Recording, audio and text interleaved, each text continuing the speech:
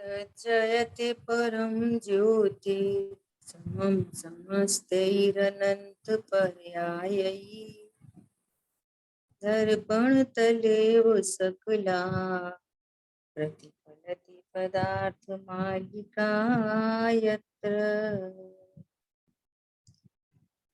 पुरुषार्थ सिद्धि उपाय ग्रंथ और श्लोक नंबर 211 पर अपनी चर्चा चल रही है।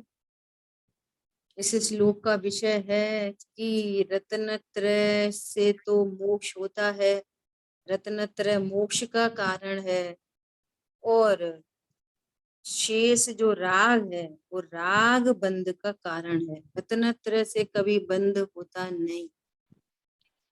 एक एक कारण से दो कार्य नहीं होते, ये सिद्धांत है। कारण एक हो और उससे दो कार्य हो। देखो अग्नि है, अग्नि अग्नि से गर्म भी हो और अग्नि से शीतलता भी हो, ऐसा कभी हो सकता है? नहीं। पानी पानी से शीतलता भी हो और पानी से जल भी जाए, ऐसा हो सकता है? नहीं। बोलो, ऐसा कभी नहीं हो सकता। देखो दृष्टांत याद आ रहा है, जैसे किसी ने चाशनी बनाई। चाशनी समझते हैं ना? पानी डाला, पानी में चीनी डाली और उसको बॉईल किया, है ना, और चाशनी बन गई। अब जब अपन कोई स्वीट डिश बनाते हैं ना, तो ऐसे देखते हैं ना कितने तार की चाशनी है, ऐसा। तो वो उसकी ट्रिक होती है। अब वो ऐसे ली चाशनी और ऐसे देखने लगे तो जल जल गए, है ना। तो पूछा कि ये किससे जले आप? तो क्या बोलेंगे? चाशनी से जले। किससे जले? चाशनी से जले। तो बोलो, चाशनी से जले, चाशनी तो मीठी होती है, लेकिन उस चाशनी के साथ में जो अग्नि के अंश थे, जले किससे? अग्नि से। और कहते क्या हैं? चाशनी से। समझ आई बात? बिल्कुल ऐसे यहाँ पे समझना। ये चाशनी तो हमने भी खाई है, वो तो मीठी मीठी होती है, वो गर्म तो नहीं होती, उससे जलते तो नहीं है, है ना। ऐसे यहाँ पे रत्नत्रय तो मोक्ष की प्राप्ति का कारण है, मोक्ष का उपाय है। रत्नत्रय तो मोक्ष मार्ग है, रत्नत्रय बंध का मार्ग नहीं। रत्नत्रय के साथ में जो राग भाव है वो बंध का कारण है, और उसका उपचार सीधे सीधे रत्नत्रय पर कर देते हैं। सो ये व्यवहार का कथन है, ऐसा यहाँ पर भाव समझना चाहिए। देखो पेज नंबर है 486, है ना। अब तक अपनी इतनी चर्चा हो गई थी, 485 तक चर्चा हो गई थी। कल बहुत अच्छी बात आई थी कि गुरुदेव श्री सम्यक दर्शन को भी अरागी कह रहे हैं, सम्यक ज्ञान को भी अरागी कर रहे हैं, और सम्यक चारित्र तो अरागी है ही। अरागी अर्थात जिसमें राग नहीं, और राग नहीं अर्थात वीतरागता, है ना। तो सम्यक दर्शन को कह रहे हैं अरागी, अर्थात सम्यक दर्शन बंध का कारण नहीं है, इसलिए उसको अरागी कह रहे हैं। ये भाव समझना चाहिए। इतनी चर्चा कल अपनी हो गई थी। अभी देखो 486 पे सेकंड पैराग्राफ, श्रद्धा में तो पहले निर्णय करे। श्रद्धा में तो पहले, अब ये भी निर्णय तो ज्ञान की पर्याय करती है ना। और ऐसे कथन चलते हैं, उसमें कोई दिक्कत नहीं है। श्रद्धा में तो पहले निर्णय करे, उसकी श्रद्धा का तो ठिकाना नहीं, श्रद्धा का तो कोई ठिकाना है नहीं। फिर राग से यह होता है, अमुक से यह होता है? राग के भाव में चारित्र पड़ा है। देखो जिसको व्यवहार से चारित्र कहा जा रहा है, उसको डायरेक्ट व्यवहार चारित्र समझकर कि इससे भी कुछ काम बनता है, इससे भी कुछ लाभ होगा, वो व्यवहार से जिसे चारित्र कहते हैं, तो डायरेक्ट कथन आता है व्यवहार चारित्र, सोचते हैं ये भी मोक्ष मार्ग में कुछ हेतु बन रहा है ये भी, जबकि है क्या वो तो शेष राग है, उससे तो मोक्ष मार्ग दूर हो रहा है उससे। तो जब तक राग है तब तक छपक क्षणी आरोहण नहीं हो सकता, उस राग का भी अभाव होकर पूर्ण वीतरागता प्रकट होती है। जब तक राग है, जब तक राग है तब तक पूर्णता नहीं हो सकती। मोक्ष मार्ग तो चल रहा है लेकिन पूर्णता को प्राप्त नहीं हो सकता। संपूर्ण राग का अभाव होने पर पूर्ण वीतरागता होती है, तब मोक्ष की प्राप्ति होती है। सो क्या कहने हैं, राग भाव में सम्यक दर्शन पड़ा है, राग भाव में सम्यक ज्ञान पड़ा है। कल्पना करो, सम्यक दर्शन ज्ञान चारित्र तो आत्मा की पर्याय में पड़ा है, अंतर में पड़ा है, कोई बाहर से नहीं आएगा। वास्तविक यह है कि वह आत्मा और आत्मा के गुणों का जिसे महात्म नहीं, आत्मा और आत्मा के गुणों का जिसे महात्म नहीं, उसकी शक्ति का सत्व क्या है जिसको इसकी खबर नहीं। देखो अपन स्टार्टिंग से बात करें कि प्रत्येक जीव को, अनादि मिथ्या दृष्टि जीव को, हर जीव दुखी है तो उसको सुखी होने के लिए उपाय कहा जाता है, भैया मंदिर आओ, पूजा पाठ करो, फिर उसको स्वाध्याय के लिए प्रेरित करते हैं। फिर स्वाध्याय में भी तत्व विचार के लिए प्रेरित करते हैं, अकेला स्वाध्याय नहीं, सुनो विचार करो, what is right what is wrong, क्या क्या हेतु है, क्या युक्ति लग रही है ना, ऐसा विचार करो, विचार पूर्वक एक निर्णय करो, है ना। और जब तक वन डिसीजन नहीं है ना, आप निर्णय तो नहीं कर रहे कि मैं कौन हूं, देह चेतन को एक मान के बैठे हो और स्वाध्याय चल रही है, तो ये परलक्षी ज्ञान कहते हैं इसको। जो ज्ञान सुख में हेतु नहीं बनता, वो ज्ञान मिथ्यात्व के अज्ञान के अभाव में हेतु नहीं बनता। और आप समझ रहे हो कि हम तो स्वाध्याय करते हैं, समझ आ रही बात। स्वाध्याय किसके लिए, स्वलक्षी स्वाध्याय हो। यहाँ चर्चा चल रही है और यहाँ हम देख रहे हैं कि अच्छा ऐसा स्वरूप है मेरा, ऐसा मैं पर्यायों से पार त्रिकाली ध्रुव हूं। कल शांतनु से चर्चा चल रही थी, ये मंगलायतन में भी ना एक वो निकाला है, जैसे परमागम ऑनर्स वगैरह हो रहे हैं ना, ऐसे इन लोगों ने भी मंगल विद्यापीठ ऐसे करके पूरा इंटरनेशनली वो निकाला है, इन्होंने अपना कोर्स, खुद का कोर्स निकाला है ना। और वो पूरे 5 साल की पूरा तैयारी कराएंगे, ग्रंथों का स्वाध्याय कराएंगे। तो एक 2 क्लास शांतनु ने भी ले रखी है ना। तो कल हम लोग चर्चा कर रहे थे चत्तारी मंगलम, पहला पाठ हो चुका, अब दूसरा पाठ शुरू हो रहा है, चत्तारी मंगलम। उस पर खूब बहुत चर्चा हुई। क्या चर्चा हुई, मंगल किसे कहते हैं, मंगल सब बोल देंगे, सब बोल देंगे, जो पापों को गलावे और सच्चा सुख प्रकट करे। तो पापों को गलावे का क्या मतलब है, किन पापों को गलावे, बोलो किस पाप को गलाए। मैं पाप के नाम पर हमको क्या दिखाई देता है, मैं परमात्मा हूँ ऐसा श्रद्धा न होना ही सबसे बड़ा पाप है। पाप के नाम पर क्या दिखाई दे रहा है? हिंसा, झूठ, चोरी, कुशील, परिग्रह, मिथ्यात्व। मिथ्यात्व रूपी महापाप को गलाए, तभी तो सच्चा सुख होगा। मिथ्यात्व रूपी महापाप नहीं गले तो सच्चा सुख कैसे होगा? हाँ जी। पॉइंट समझ में आ रहा है?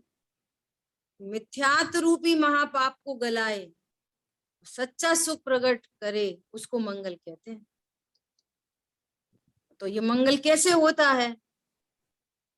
कि अनंत भगवान मंगलमयी हैं, सिद्ध भगवान मंगलमयी हैं, आचार्य उपाध्याय साधु परमेष्टि मंगलमयी हैं, और उनके बताया गया वीतराग धर्म, उनके द्वारा बताया गया वीतराग धर्म मंगलमयी है। वीतराग धर्म क्या चीज है? क्या है वीतराग धर्म? ओहो, शुद्धात्म ही श्री जिनवर की दिव्य धनी का सार। क्या है वीतराग धर्म? क्या है? मैं शुद्धात्मा हूं, ऐसा निर्णय, ऐसा अनुभव जिससे राग द्वेष का अभाव हो, वो वीतराग मार्ग है, जिस पर चलकर हम अपने आत्मा की शरण लें। अनंत देव ने उनकी दिव्य ध्वनि में शुद्धात्मा बताया गया, मुझे भगवान बताया गया, तब वो मंगल कहलाएंगे। उन्होंने स्वयं, वे मंगलमयी हैं, अर्थात उन्होंने स्वयं अपनी शुद्धात्मा का आश्रय ले रखा है, तब उनकी प्रणति में हर समय मंगल मंगल मंगल मंगल, आनंद आनंद आनंद उत्पन्न हो रहा है, अतीन्द्रिय आनंद उत्पन्न हो रहा है, अनंत आनंद उत्पन्न हो रहा है, अनंत काल के लिए हो रहा है।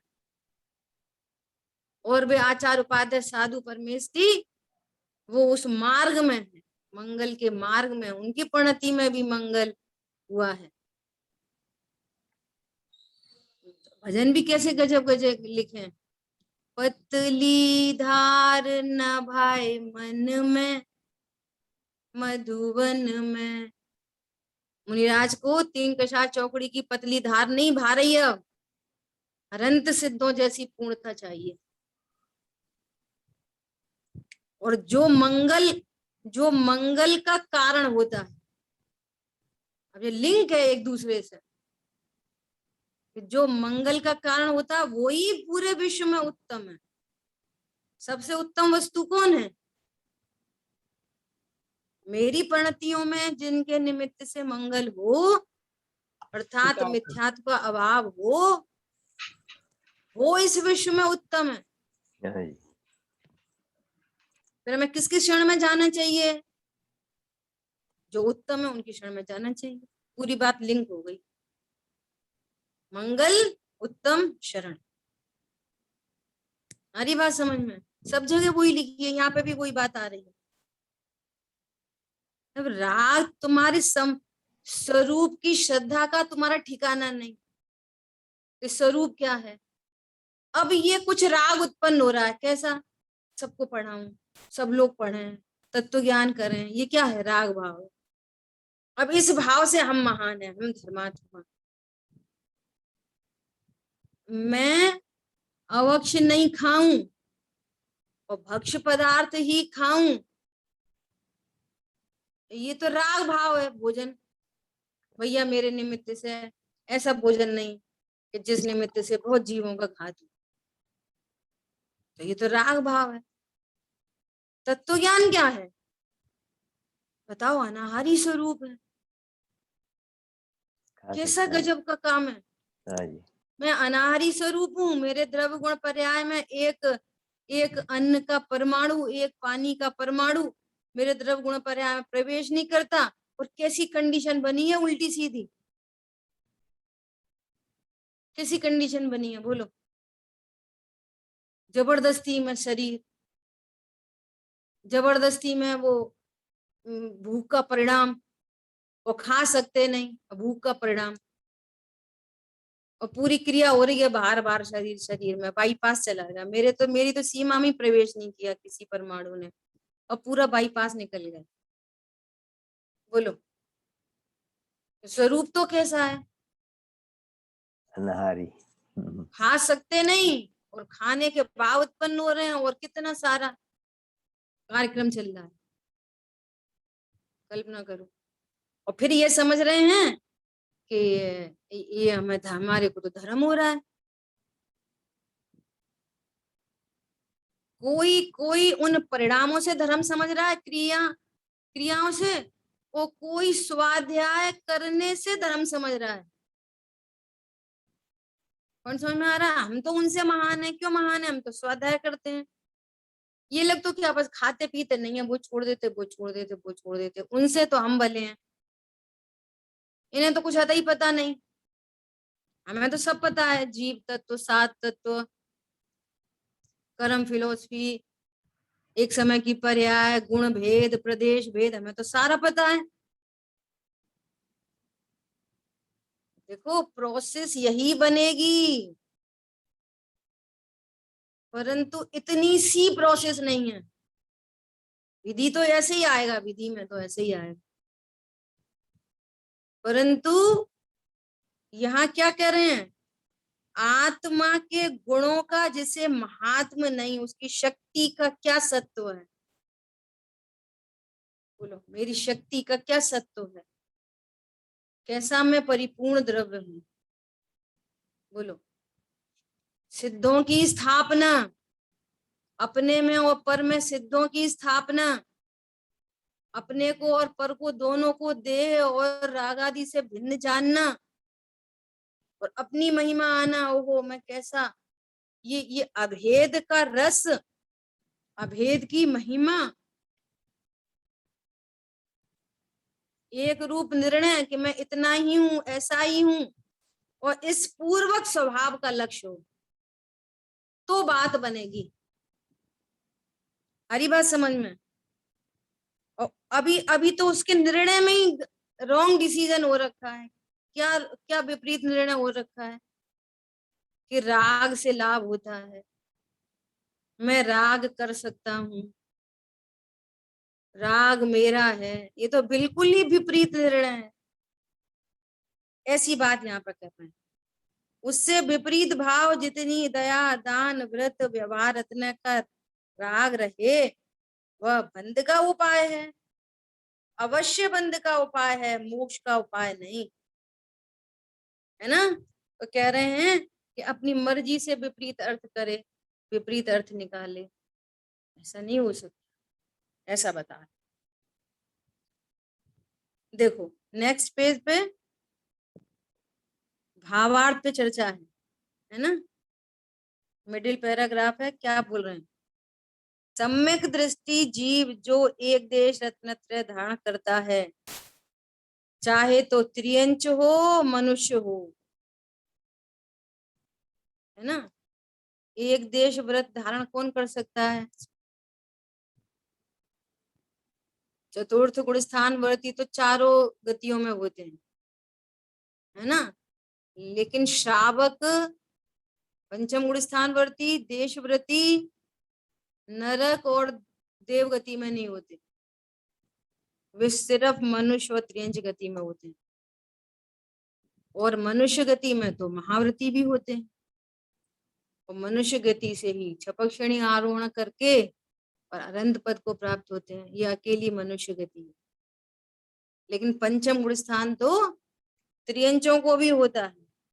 कह रहे हैं दोनों श्रावक हो सकते हैं, त्रियंच भी श्रावक होते हैं। बोलो, पांचवें गुण स्थान वाले पशु भी असंख्य हैं, पांचवें गुण स्थान वाले पशु भी असंख्य हैं। पांचवें गुण स्थान वाले श्रावक असंख्यात, और मनुष्य तो बहुत थोड़े। चतुर्थ गुण स्थान वर्ती मनुष्य कितने हैं पता है संख्या उनकी? चौथे गुण स्थान वर्ती 2.5 द्वीप में, पूरे 2.5 द्वीप में, मनुष्य लोक में कितने सम्यक दृष्टि लोग होते हैं? 700 करोड़।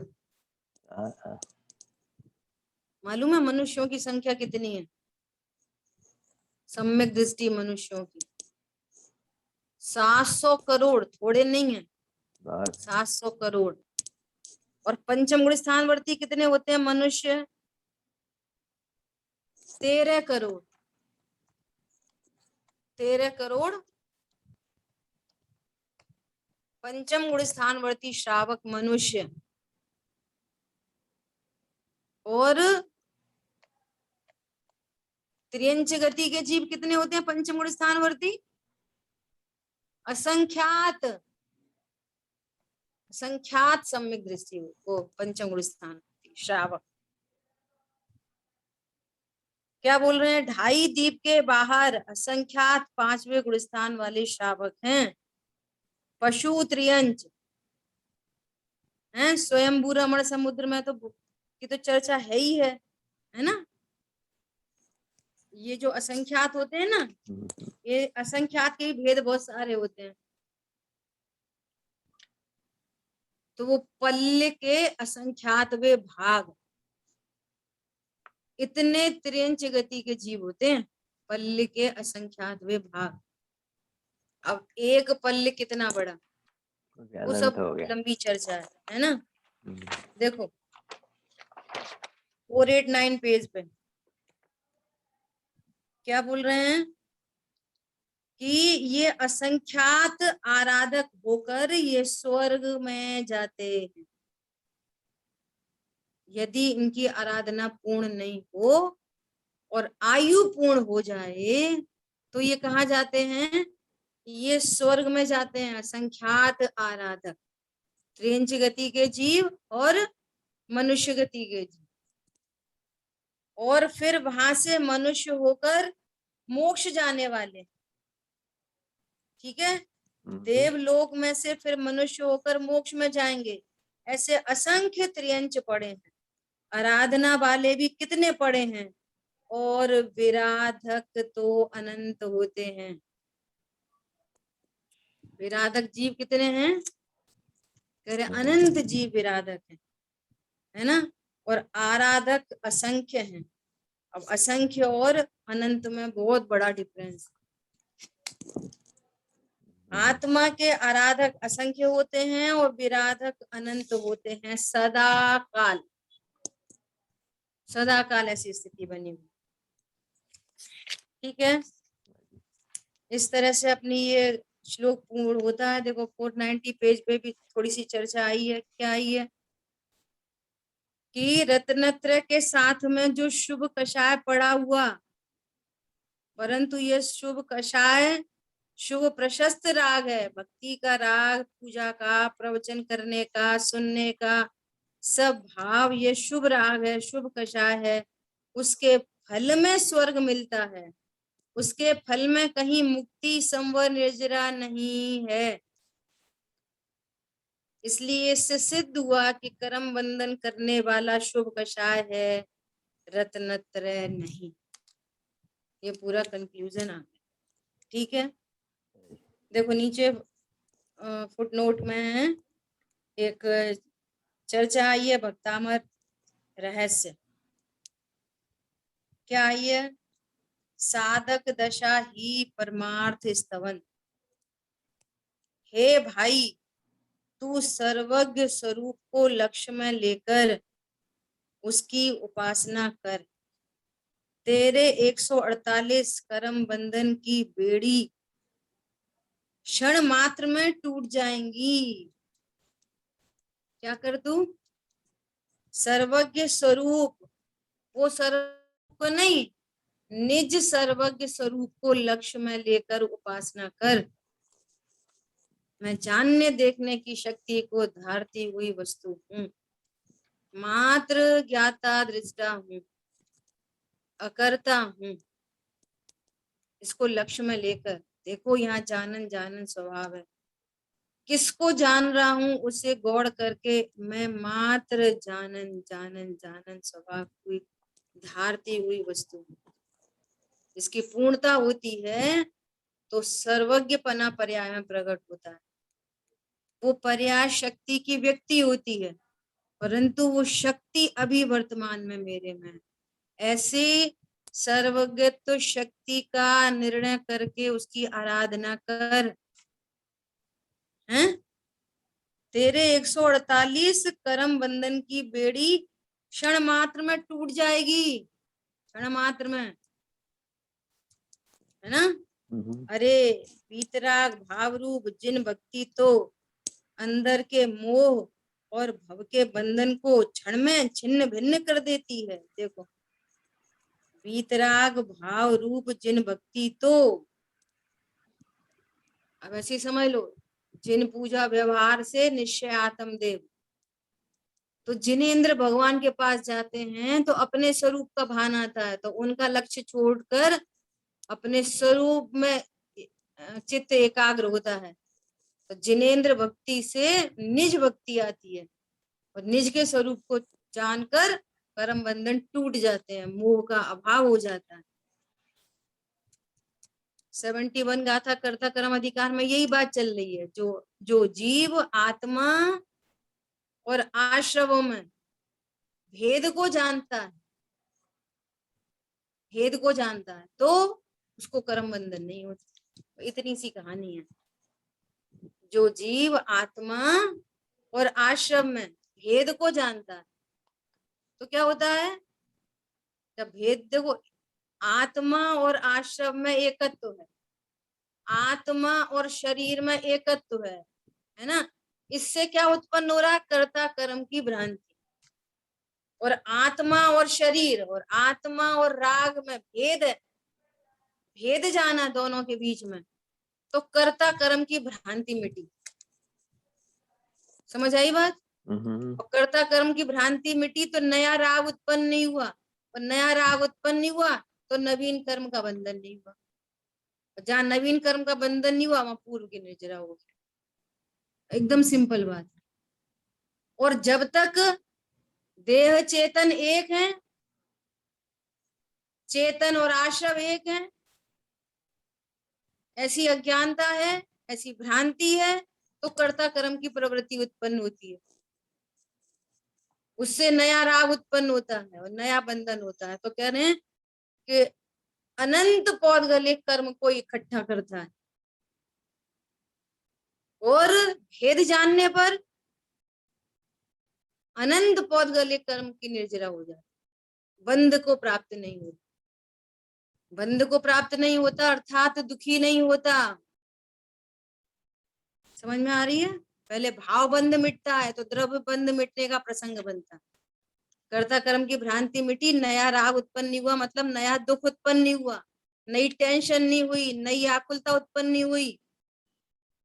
जब टेंशन नहीं हुई, अब हम अमर भय न मरेंगे, निश्चिंत हो गई परिणति, तो ऐसी निश्चिंत परिणति में कर्म बंधन नहीं होता। और आकुलित परिणति में कर्म बंधन होता है। और आकुलता क्यों उत्पन्न हो रही है, कि तुम देह और चेतन को एक देख रहे हो, इसलिए आकुलता उत्पन्न हो रही है।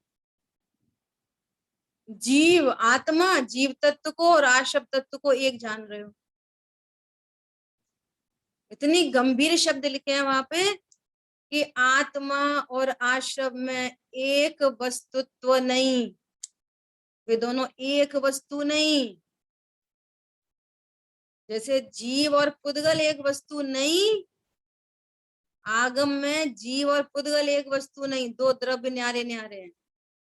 अध्यात्म में दो तत्व न्यारे न्यारे हैं, वे दो तत्व एक नहीं। भले वो आत्मा की पर्याय, विशेष पर्याय है आत्मा की। आशा बंध संवर निजरा मोक्ष ये आत्मा की विशेष पर्याय हैं, तो भी आत्मा और आशव, आत्मा और बंध, आत्मा और संवर, आत्मा और निर्जरा, आत्मा और मोक्ष सब भिन्न भिन्न है, न्यारे न्यारे। ये अध्यात्म है। हमारी बात समझ में। ये दो, इनमें एक वस्तुपना नहीं, इनमें एक तत्वपना नहीं, ये भिन्न भिन्न तत्व। और जब भिन्न भिन्न तत्व को भिन्न भिन्न जाना और शांति उत्पन्न हुई। बोलो कितना सरल मार्ग है, एकदम सिंपल सरल और संक्षिप्त और सुखदाई, 4S, 4S, ऐसा सुखदाई मार्ग है। समझ आई बात? कुछ करना धरना नहीं है। क्रोध को कम करो, कषाय को कम करो, अरे कम नहीं करो, भिन्न जानो। वे कम ज्यादा नहीं होती हैं, भिन्न जानो। भिन्न जानोगे वे उत्पन्न नहीं होंगे। स्वरूप ऐसा है। क्या कह रहे हैं यहाँ पर? यहाँ तो ये है ना, गुरुदेव श्री के प्रवचन है ना भक्तामर पे, तो बोल रहे हैं कि उनकी भक्ति से, जिनेंद्र भगवान की भक्ति से मोह और भव के बंधन को क्षण में छिन्न भिन्न कर देता है, तो बाहर के ताले टूट जाएं, इसमें क्या आश्चर्य है? भाई 48 काव्य में 48 ताले टूट गए, तो टूट जाए तो क्या आश्चर्य? यहाँ तो भव के बंधन टूट जाते हैं। अभी चर्चा की ना, वे अनंत सिद्ध और साधु और उनके द्वारा बताया गया वीतराग धर्म मंगलमयी है ना, तो उनके स्वरूप को जानकर यहाँ मंगलपना प्रकट होता है। तो इसी का तो अर्थ है कि मोह छूट गया, भव के बंधन टूट गए, तो ताले टूट गए बाहर, तो पुद्गल की पर्याय, इसमें क्या खास बात है? अग्नि का नीर हो जाए तो क्या खास बात है? शूली का सिंहासन बन जाए तो क्या खास बात है? सर्प का हार बन जाए तो क्या खास बात है?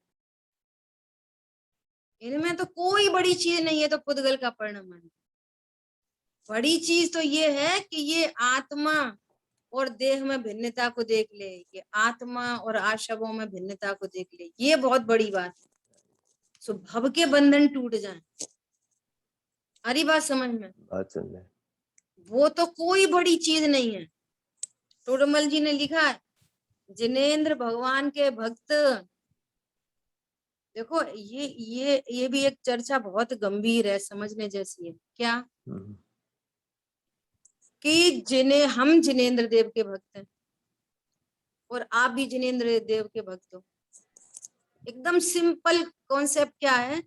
मान लिया हम और आप रेलवे स्टेशन पे मिले, एयरपोर्ट पे मिले, और आपने नेम प्लेट देखी, सो एंड सो जैन, है ना, और अपन ने देखा, तो देखते से क्या लगेगा? अरे ये भी जैन। ऐसा ऐसा तुरंत फीलिंग आएगी कि नहीं आएगी? बोलो, राग में ऐसी फीलिंग आएगी, अरे ये भी जैन है, हम भी जैन। अब समझो कि उनका बच्चा रोता है ना, और उन्होंने आपसे कुछ नहीं कहा, तो आप क्या बोलोगे तुरंत? हमसे ले लो पानी, ये बच्चा पानी पानी के लिए रो रहा है, भाई साहब हमसे ले लीजिए, हम भी जैन है। ऐसा बोलोगे कि नहीं बोलोगे? बोलो, स्वाभाविक एकदम स्वाभाविक है। अब इसमें दो कंडीशन है। इसमें क्या कंडीशन है? दो कंडीशन क्या है? कि ये स्वाभाविक चीज भी तब घटित होती है जब दो चीजें साइमल्टेनियसली मिल जाएं। क्या मिल जाए? सामने वाले का पुण्य का उदय और हमारा परिणाम, पुण्य का भाव। सामने वाले का पुण्य का उदय और हमारा परिणाम, ये दो चीजें जब मिलती हैं तब कोई हेल्प आदि की घटना घटित होती है। सब जगह लगाना, घर में, बाहर में, दुकान में, मकान में, सब जगह। आपका पुण्य का उदय नहीं है और हमारा भाव है, हमारा तो बहुत भाव है, सब लोग समझे, सब लोग समझे, सब लोग समझे, और ज्ञान की योग्यता नहीं है, उस संबंधी पुण्य का उदय नहीं है। क्या करेंगे? पर समझ में आ रहा है? अच्छा, आपका पुण्य का उदय तो है, लेकिन हमारे को भाव ही नहीं है, तो नहीं होगा, है ना? ऐसा। तो ये दो चीजें जब साइमल्टेनियसली मिलती हैं तब वो निमित्त नैमित्तिक संबंध घटित होके बाहर में एक दूसरे के उपकार आदि की बात बनती है। ऐसी पाप में भी लगाना, उधर किसी का पाप का उदय हो और इधर यहाँ पर परिणति में क्रोध उत्पन्न होता हो, तो दो चीजें साइमल्टेनियसली मिल गई।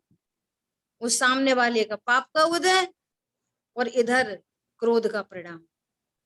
और घटना दोनों स्वतंत्र है, एकदम स्वतंत्र।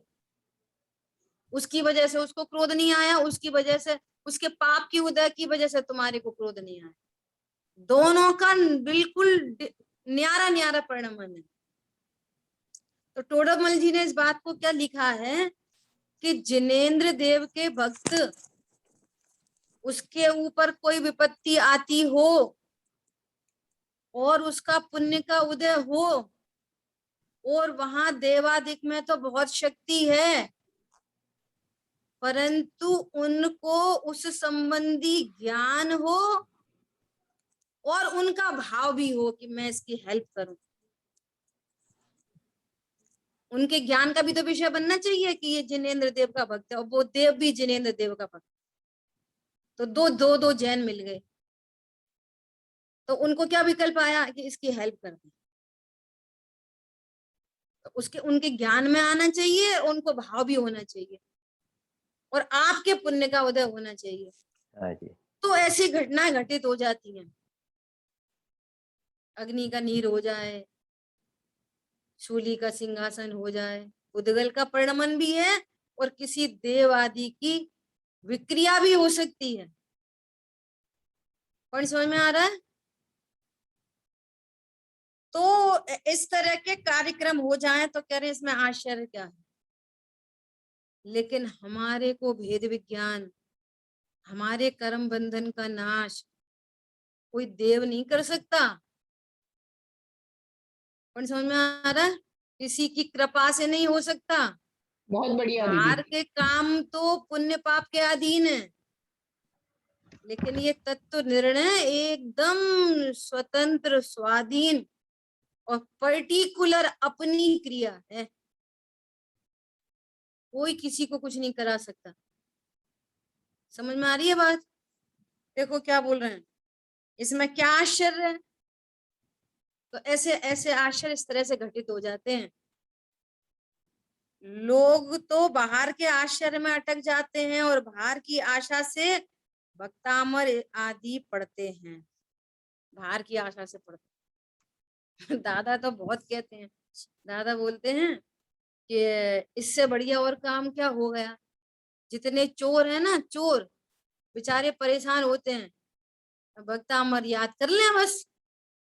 एक काव्य बोले वो ताला टूट गया, दूसरा काव्य बोले वो ताला टूट गया। तो ये तो बहुत अच्छी बात हो जाएगी ना चोरों के लिए।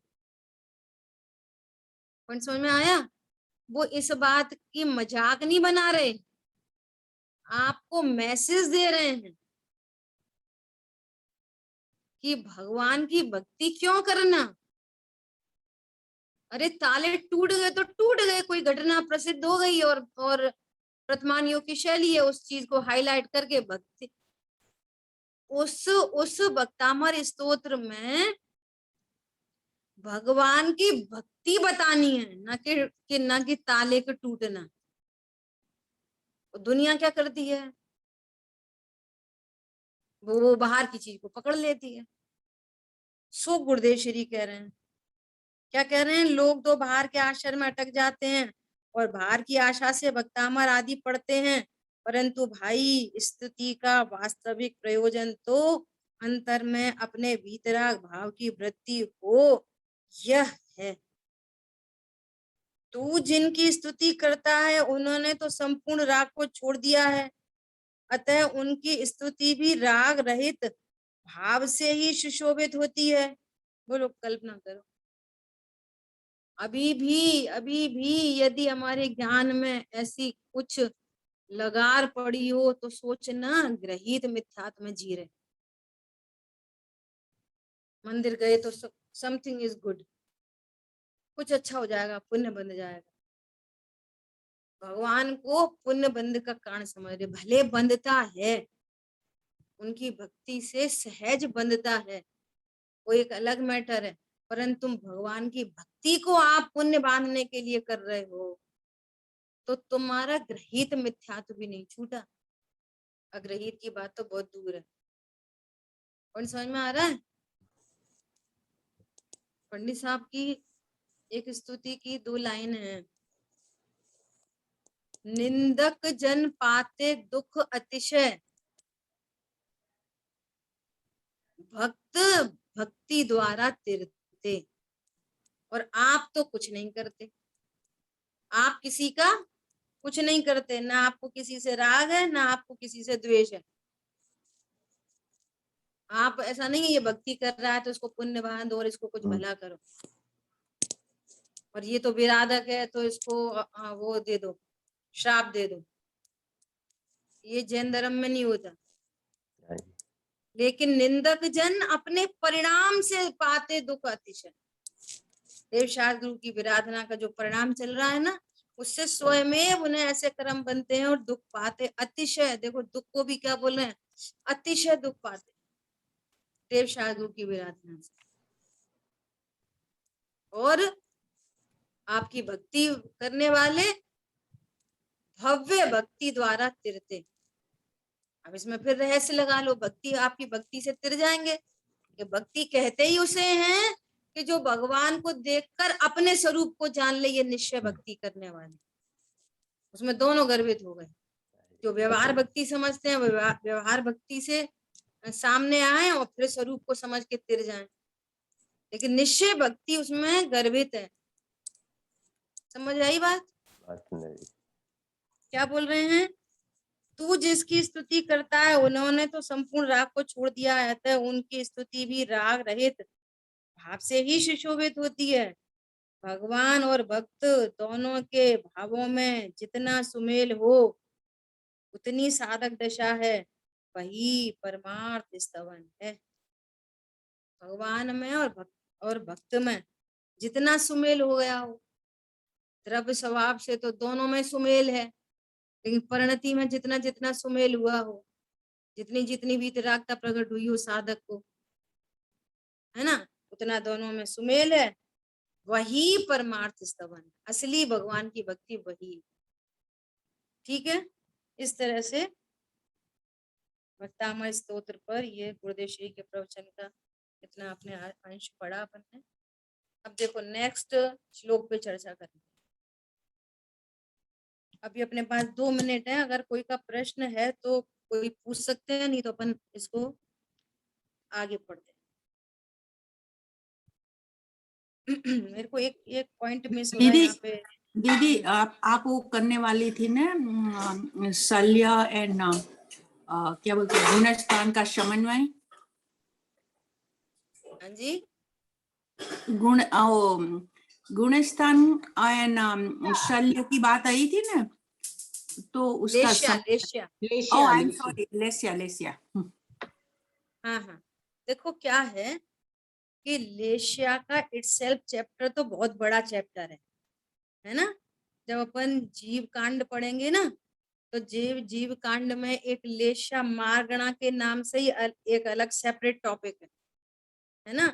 अपन एकदम स्थूलता से उसमें जितनी सूक्ष्मता में जाएंगे तो उतने अपन को विशेष विशेष उसका ज्ञान होगा।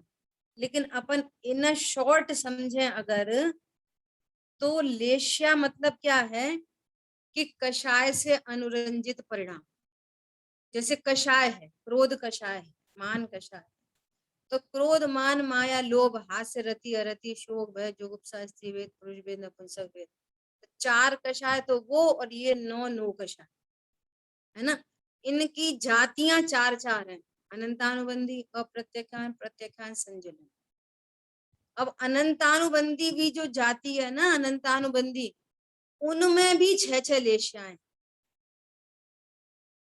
है ना। जाति अनंतानुबंधी है और एकदम मंद कषाय परिणाम। पहले गुण स्थान में ही 28 मूल गुण पालन करने के परिणाम आ गए, और इतनी कषाय की मंदता कि यदि उनके ऊपर घोर उपसर्ग हो और उफ नहीं करे, इतनी कषाय की मंदता। लेकिन तत्व ज्ञान का अभाव है, आत्मानुभूति का अभाव है ना। तो क्या बोलेंगे कि ऐसे जीव शुक्ल लेशा के परिणाम से, अति अति मंद कषाय के परिणाम से ये स्वर्ग आदि में चला जाए, है ना। और देखो चौथा गुण स्थानवर्ती, उसके भी शुक्ल लेशा के परिणाम, वो भी उसी स्वर्ग में जाता है। समझ में आ रही है। पंचम गुण स्थानवर्ती हो, हाँ जी, उसके भी शुक्ल लेशा के परिणाम हो, वो भी उधर स्वर्ग आदि में चला जाता है। तो ये स्वर्ग में, पहले स्वर्ग में जाएगा, दूसरे में जाएगा, चौथे में जाएगा, व्यंतर में जाएगा, भवनवासी में जाएगा, ज्योतिषी में जाएगा, इन सब का रिलेशन लेशा से है, गुणस्थान से नहीं है।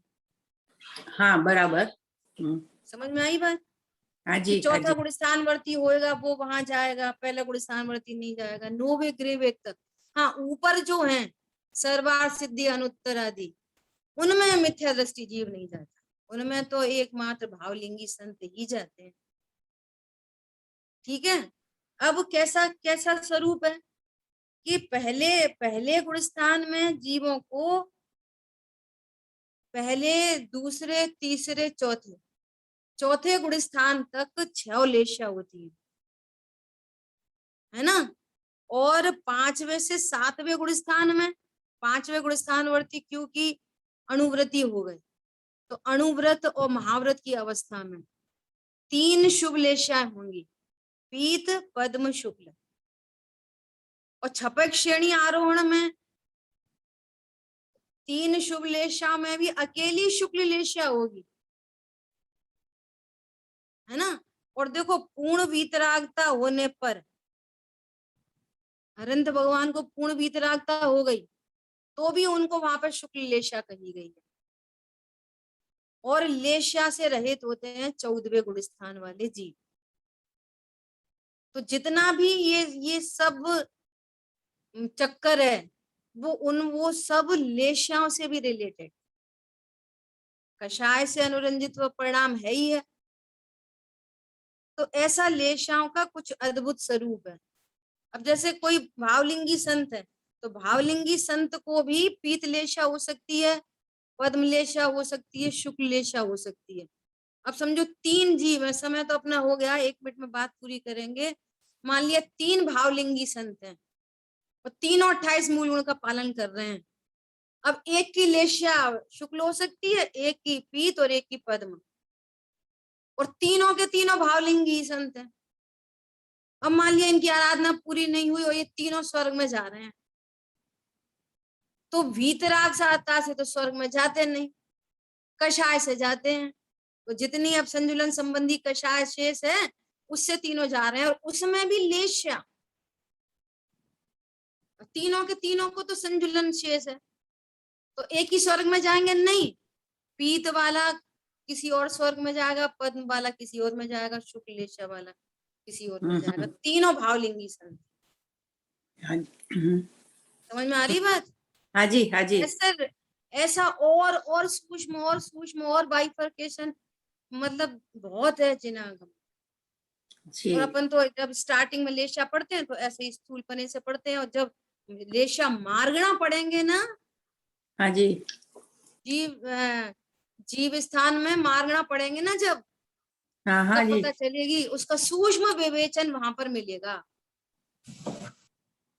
लेशा, अकेली लेशा को जो जीव कांड है ना, जीव कांड, गोमटसार जीव कांड में अकेली लेशा मार्गणा की चर्चा 68 गाथाओं में है। 68 गाथाओं में अकेली लेशा की चर्चा है। समझना चाहिए, हाँ जी। इसलिए खूब स्वाध्याय करो, खूब स्वाध्याय करो। दीदी है आखिर वो औदैहिक भाव ही, राइट? बराबर ओके। है, तो अधिक भाव ही है। मेरी वहां नहीं चलती है, हाँ जी, मेरी वहां नहीं चलती है, मेरी तो मेरे स्वरूप में ही। हाँ, बराबर है, हम्म, बराबर। Thank you. ठीक। अच्छा, हाँ, थैंक यू दीदी। हाँ, ओके। जिनवाणी के ज्ञान से सूझे लोकालोक, सो वाणी मस्तक नमन सदा दे तुम लोग। बोलिए द्वाशांग मई जिनवाणी माता की जय। जय जिनेन्द्र सभी।